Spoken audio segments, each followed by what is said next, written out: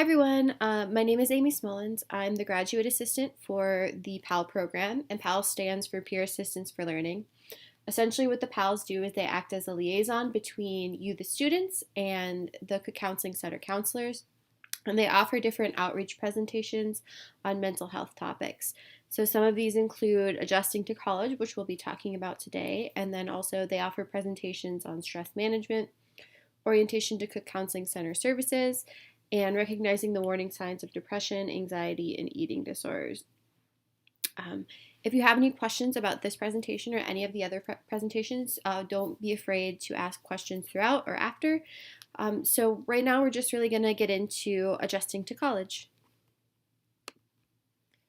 So first and foremost, congratulations. You have made it to college at Virginia Tech. You've worked really hard and you've accomplished a lot to get here, and you finally made it. And you deserve to be here, so don't forget that. College is a very exciting and new experience and time in your lives, and there's a whole bunch of different opportunities that open themselves up to you during this time. But it also can be a really hard time because there's a lot of different changes that are happening. So, as I mentioned before, college is this time in your life where you have all these new opportunities presenting themselves to you, but there's also a lot of different changes and challenges that can present themselves to you as well. So, right now, we're just going to take a couple minutes to talk amongst ourselves and talk about what are the things that you're worried about as far as starting college goes. So just take a couple minutes, talk to your neighbors, come up with a few things that you guys are worried about as far as beginning college at Virginia Tech is concerned. Okay. So when we talk about first year fears with freshmen or even students that are coming in as transfer students, there's a lot of common fears that come up amongst individuals. One of them is roommates. So a lot of the times in high school or growing up, we don't have to share rooms with others. We don't know what that experience is like, having to share a common space with a person. What does that look like, and how do you manage the relationship with your roommate? Handling the new workload that you're getting. In high school, the academic workload is a lot different from college. For myself personally, I know I didn't have to do a whole lot or put in a whole lot of effort in high school, and that changed a lot for me when I got into college. So how do we manage that? How do I make friends? Again, some of us are coming from small schools where we've had the same friend group or the same cohort for a very long period of time, and we may not know how to go about making friends or new friends. So what kind of opportunities are available for that? And how do I initiate those new relationships? Handling homesickness, that's really common. This may be the first time people are leaving their houses or away from their families for long periods of time. Managing the feelings of loneliness that might come with coming to college and being away from your family. And then finally, maintaining a balanced diet and a healthy lifestyle. In high school, your parents are often the ones who are making dinner for you and supplying the meals. And when you come into college, you're managing your own nutrition and your own physical activity and healthy lifestyles for the first time. How do we adapt and make those changes so that it benefits us and we remain healthy? So I know this seems like it may be very overwhelming, and there's a lot of different changes that are happening when we enter into college, but the point of this presentation is to give you guys some tips on how to overcome some of the difficulties that come along with these changes and these transitions. Okay, so what have you guys noticed so far about how college is different from high school? I just want you guys to break off in some small groups again and discuss among yourselves, and then we'll come together and talk about some of the different things that we came up with as small groups.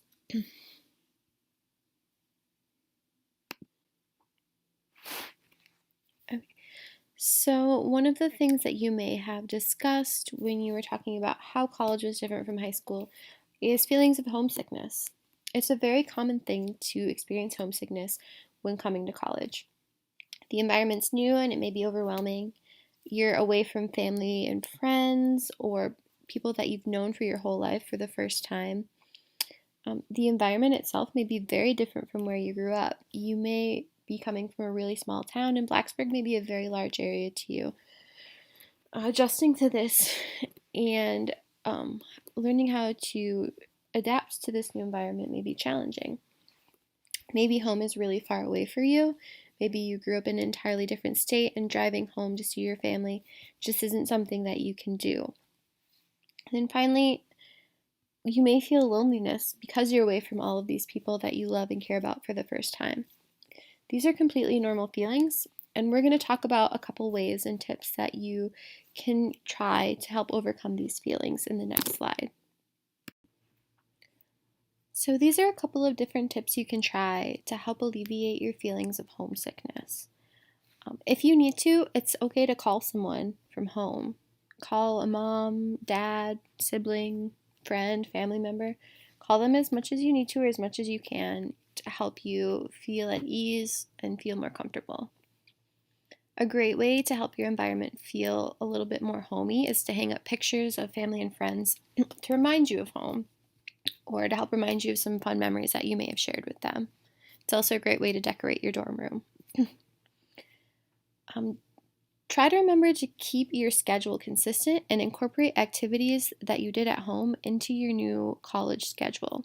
If you enjoyed running or painting or cooking, do that at college as well. It'll help create a sense of cohesion and familiarity that will make you feel a little bit more at ease in your new environment. Talking to others is a great way to help with homesickness. A lot of your classmates and new friends may be feeling the same way that you are. So talk to a roommate, a resident advisor, a friend at school, or if you need to, a professional counselor, to feel like you have connections around campus and just to talk about your feelings with others. A great way to help with homesickness is getting involved and getting connected with others. You can do this through different clubs and organizations where you are able to find people with similar interests and passions and similarities as you. Gobbler Connect is a great way to find a list of all the different clubs and organizations that are available around campus. Also, at the beginning of the year, we have Gobbler Fest, which is a great way to see firsthand and experience all of these different organizations. And just find out what you're interested in and find those people again that have the same interests as you. So just again, homesickness is completely normal. It's something that everyone may experience when they're here. It's going to get easier as you make new friends and become more involved on campus, and you learn new ways to help deal and cope with the homesickness that you may be experiencing.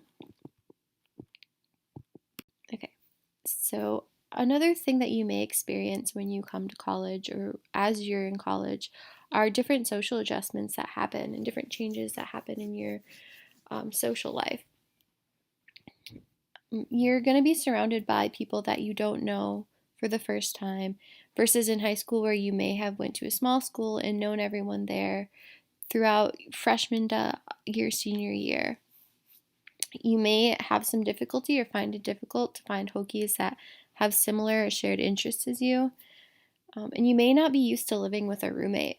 If you have siblings, you may be better accommodated to this situation, but a lot of people are very familiar with not having to share a living space with another person, so having a roommate is a new and often challenging experience.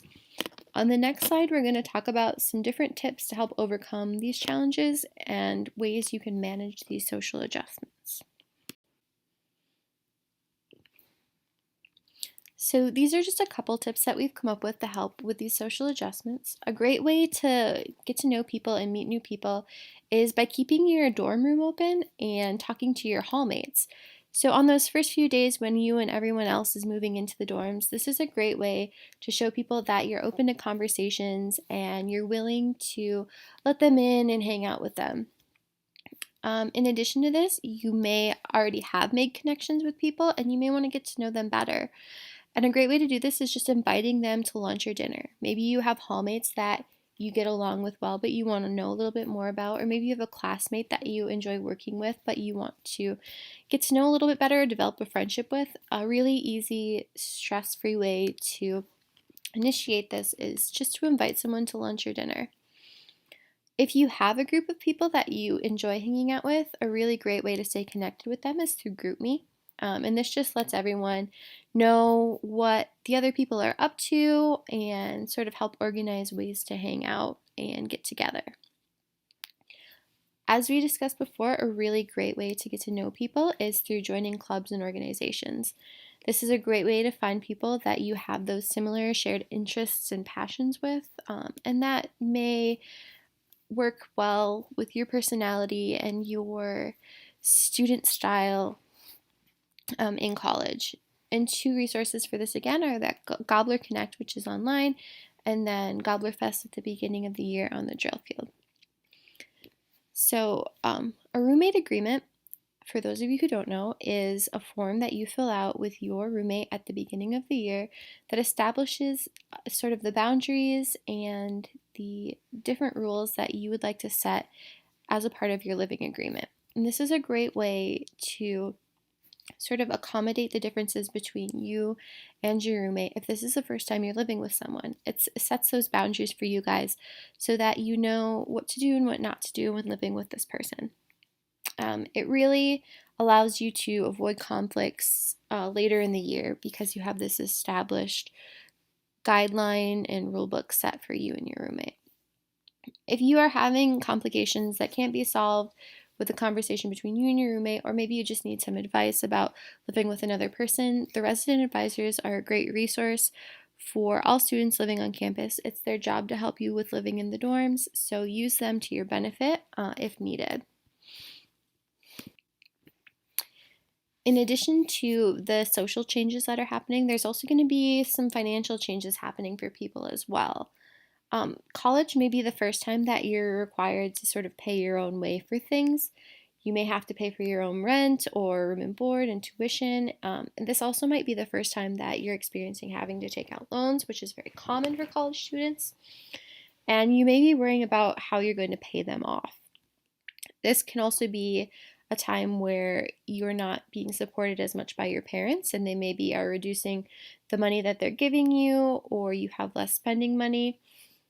And you are trying to figure out how you're going to pay for the things that you need and the things that you want.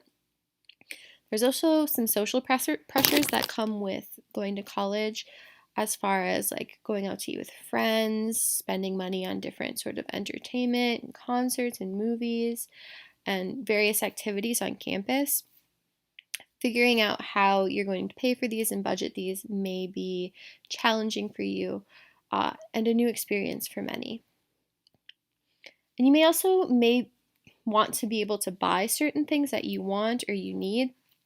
And to do so, you may be trying to figure out how to manage getting a job or finding employment for the first time, which may be a challenging or worrisome experience for people who've never had to navigate that before. So we have a couple of different tips and suggestions for helping you financially adjust to the challenges of college. First, finding an on-campus job is a great way to help supplement your income and give you some extra spending money for the things that you need and the things that you want. There are lots of different jobs available on campus. They're everywhere from the dining halls to the gyms and the offices. And they're great because most of the jobs available on campus are flexible and you can accommodate your schedule, your class schedule, with your work schedule. And a lot of off-campus jobs don't have that same flexibility. In addition to that, they're also very convenient. Most of them you can get to walking if you're living on campus, or you can take a bus ride to any of the places that they are if you're living off campus. In addition to a job, it's also beneficial to just make a budget for yourself. Budgeting is a great tool to help you figure out how to manage your money and how to determine how much you can spend on the different areas of your life. If you're not really familiar with where to go or how to start making a budget, there's definitely a lot of apps out there that can help you track this. There's also personal finance classes available on campus that can teach you how to manage money and create a budget, while also giving you pathways credits to help you graduate. So consider that when you're trying to figure out how to develop a budget for the first time. It may be beneficial for you to take a class and just get the pathway credit for it as well. So asking the financial aid office it's a great resource. It's a great resource, If you have any questions about paying student loans or finding different opportunities for scholarships to help pay for tuition or room and board, they can guide you to those different resources and different scholarship opportunities. There's also a significant amount of scholarship websites that you can go to, and you can customize the scholarships that you're searching for based on your major and your resume and what you're trying to do professionally. So if you're looking for help with tuition and loan repayment, the financial aid office is a great resource for you for this. And finally, if you're in doubt or just you don't know where to go, the dean's office is a great resource to help direct you to where you should be. When in doubt, the dean's office is the resource that you should seek. They can also, like the financial aid office, help guide you to scholarship opportunities that you may not be aware of. Okay. So in addition to financial changes, there's also going to be some academic adjustments that you're going to face as you go from high school to college. And these are a few of the ones that we have come up with during that transitional time. So this is the first time you're going to be able to choose your own class schedule to fit what you want and what you need. In addition to that, this is the first time that your participation isn't going to be graded or even technically required for some classes, and you may be more inclined or tempted to skip than you really should be. The classes in college may also be a lot harder from the ones that you're used to in high school. You may have more classes or more exams, and you might have lower grades than what you're used to getting from the classes that you took in high school. Your studying habits that you had in high school may not be adequate for what you're trying to study and what you're trying to major in college. You may have to adjust your study habits to accommodate the increased workload or the more challenging classes that you're taking. Really, you're going to have more independence with what you can do and what you choose to do, which means you're going to have more responsibility over how you manage that and how you manage the new courses and the new workload and the new responsibilities that you have. There's also a higher level of competition in college.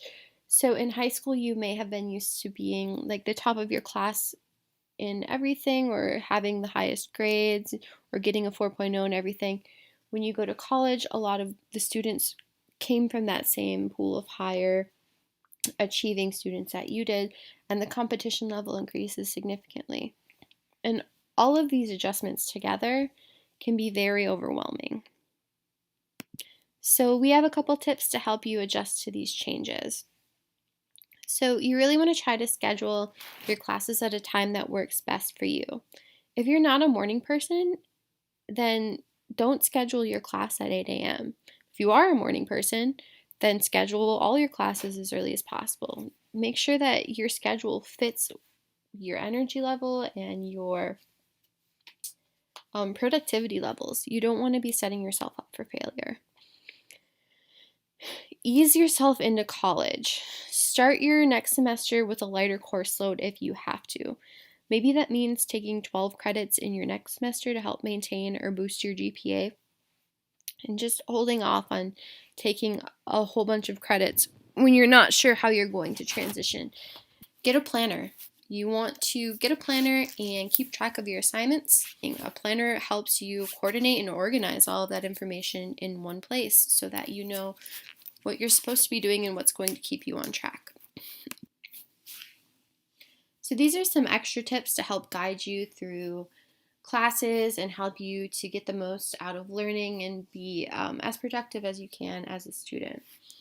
So a really great way to help you learn information that you may be having a difficult time with is by having a study group. If you don't understand something and you're in a study group, somebody else may be able to better explain it to you in a way that makes sense and helps you learn the material. This doesn't work for all subjects or all classes. There's definitely some classes that I would not be able to learn as well and if I had a study group, but it can definitely be helpful in those classes that you may just need a little bit of extra perspective or different perspective in.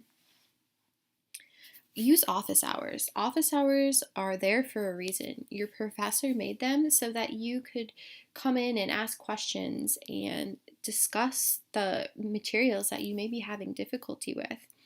It's also a great way to establish a relationship between you and your professor and open up different opportunities that the professor has available as far as TAing or maybe different research opportunities that you could be potentially interested in. It's also a great way to make that really large class size into a smaller one. Maybe you're in like a 400-person lecture and you don't feel comfortable asking questions, or you feel like you're interrupting class if you're asking questions. Using those office hours is a great way to take the time to go in and ask the questions that you have when you may feel more comfortable, or you maybe feel it's more convenient for you and the professor. You want to make sure you're making time in your schedule specifically for your homework and studying and planning out your days. This really will allow you to optimize your time and balance your school and your work and your free time. Also, you want to make sure that what you're studying and what you're majoring in is truly what you're interested in. If you don't really know where you want to go with your major or what you want to pursue, or you're getting bored in the major that you chose, maybe it's time for you to take a step back and try out some different classes and find out what really is in your wheelhouse and what interests you. And if you still don't know what to do, or if you're having a lot of difficulty finding this out, you can always go and make an appointment at Career Services, and they can really offer assistance with choosing majors and courses that fit your personal career pathway and your interests. When you're actually studying, you want to try your best to avoid distractions. So scrolling on the internet, Facebook, TikTok, and all those things that are so tempting. A great way to limit the temptation from these is website blockers. These are super helpful. They limit the time that you can spend on an app before closing you out of it. So it's a really helpful way to minimize distractions. And then finally, you want to make sure that you're setting realistic goals for yourself. Make sure that your goals are specific and attainable, but also realistic. You don't want to be setting yourself up for disappointment. So resilience is related to academic adjustment and academic success because it's your ability to bounce back, that ability to maintain positive adjustment under challenging life conditions. It's an excellent quality to have, especially when you're taking new challenging courses in college for the first time.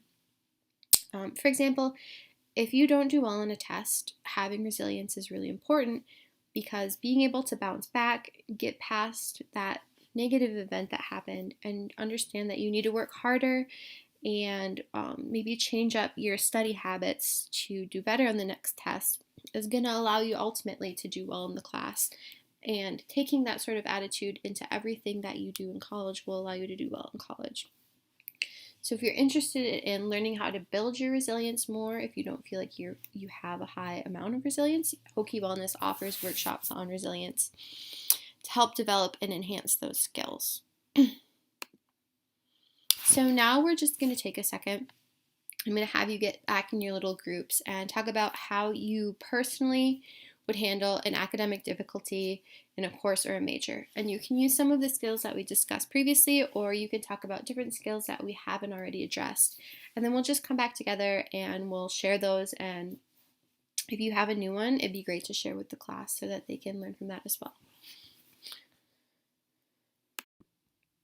Okay, so Virginia Tech is a great place to take advantage of opportunities that are presented to you and the resources that are available.